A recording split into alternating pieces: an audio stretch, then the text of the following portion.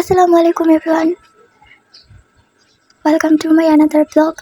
তো এখানে আপনারা দেখতে পাচ্ছেন কীরকম লোভনীয় একটা মাংস। এটা হচ্ছে কোরবানির যে আমরা মাংসটাকে কোরমা করি সাধারণত শুধুমাত্র আদা রসুন বাটা আর একটু গরম মশলা দিয়ে গরুর যে চর্বিটা আছে ওটার মধ্যে যে ডুবিয়ে রাখি, ওই মাংসটাই আজকে আমি রান্না করব। ফ্রিজে রেখে দিয়েছিলাম, তো আজকে ভাবলাম এগুলোকে রান্না করা যায়।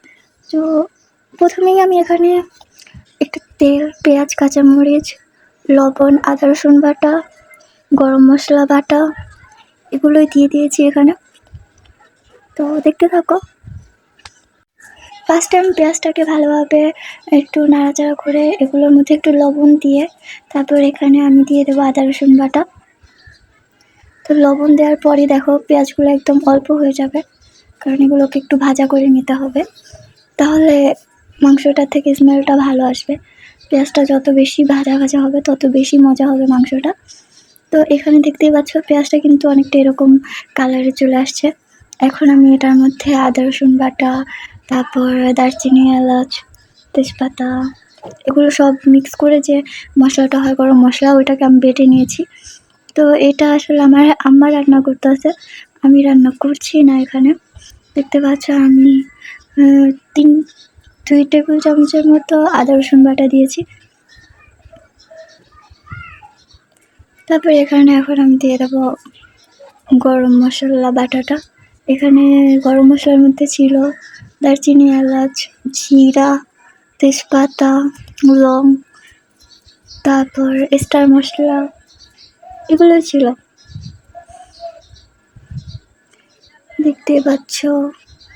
আস্তে আস্তে এটাকে আরও বেশি ভাজা ভাজা করে নিতে হবে এই মশলাটাকে। আচ্ছা, আমি কয়েকদিন ধরে দেখতে পাচ্ছি তোমরা আমার ভিডিও তো দেখো, বাট ভিডিওতে কোনো কমেন্ট আসে না, লাইক আসে না। আর ভিডিও দেখো সবাই, বাট সাবস্ক্রাইব হয় না আমার ভিডিওতে। তো প্লিজ আমার চ্যানেলটাকে সাবস্ক্রাইব করবে যারাই দেখছো। আমি তো ফার্স্ট ইউটিউব চ্যানেল স্টার্ট করেছি, তো সবাই দোয়া করবে আমার জন্য। এখানে আমি দিয়ে নিয়েছি মরিচের গুঁড়া 2 চামচ, এখন হলুদের গুঁড়ো 2 চামচ দেব। আর এভাবে করে রান্না করলে আমার মনে হয় না আর কোনো কিছু ওই দিন দরকার। তো সবাই একদম চেটে পুটে ভাত খেতে পারবে। এখন যার যেরকম ঝাল পছন্দ ওই রকম ঝালের পরিমাণ বাড়িয়ে কমিয়ে দিতে পারো, যেহেতু এটা রাঁধুনি গুঁড়া মশলা মরিচের, তো এটা বেশি একটা দেওয়া যাবে না, এটা এমনিতে অনেক ঝাল হয়। তো এখানে আমি দেখছিলাম অনেক বেশি ঝাল হয়ে গেছে, তাই আমি একটা টমেটো অ্যাড করেছিলাম যাতে ঝালটা ঠিক থাকে। আর টমেটো দিলে এমনিও মাংসটার মধ্যে থেকে অন্যরকম একটা ফ্লেভার আসে, মজা হয়। দেখো এটাকে ভাজা ভাজা করে এখন এটার মধ্যে আমি একটু পানি দিয়ে নেব। এই পানিটার মধ্যেই আমি মাংসটাকে ছেড়ে দেব।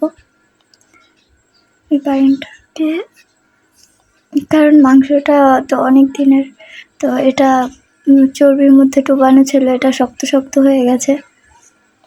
তো এখানে আমি এখন মাংসটা দিয়ে নেব। দেখতেই পাচ্ছ মাংসটা একদম শক্ত হয়ে গেছে, এটা সমস্যা না, এটা পানির মধ্যে দিলে এমনিতেই নরম হয়ে যাবে। আর এটা রান্নার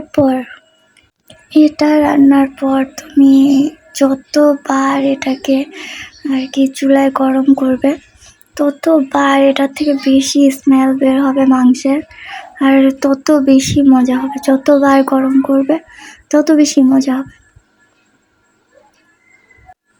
তো দেখতেই পাচ্ছ আমি মাংস দিয়ে নিয়েছি।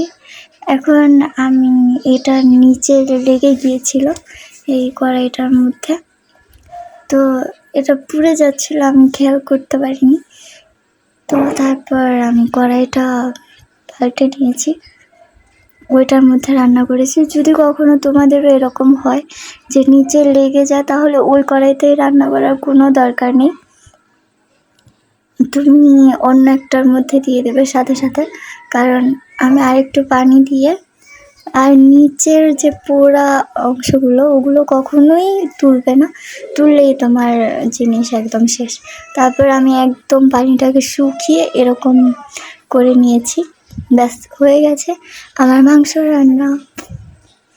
তো থ্যাংক ইউ গাইস, আল্লাহ হাফেজ। চ্যানেলটাকে সাবস্ক্রাইব করবে, লাইক করবে, শেয়ার করবে অ্যান্ড কমেন্ট অবশ্যই করবে, আর আমার জন্য দোয়া করবে। বাই, আল্লাহ হাফেজ।